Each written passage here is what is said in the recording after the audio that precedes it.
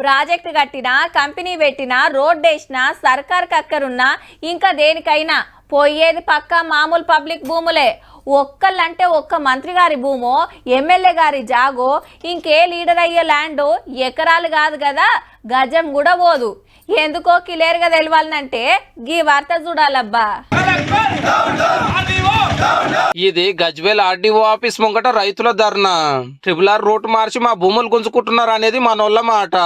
అగో గట్లెందుకు వేసిరని అడిగితే కేవలం కేసీఆర్ వాళ్ళ స్వార్థం కోసం ఏంది ఫామ్ హౌస్ దగ్గరికి తీసిండు కాబట్టి ఇది కాకుండా ఖాతా అలైన్మెంట్ ప్రకారమే మార్చాలని చెప్పి గదన్నట్టు ఎర్రవేలి కాడ కేసీఆర్ సార్ ఫామ్ హౌస్ ఉన్నది కదా, అందుకెళ్ళి RRR పోకుండా నక్ష మార్చిరని రైతుల పోరాటము.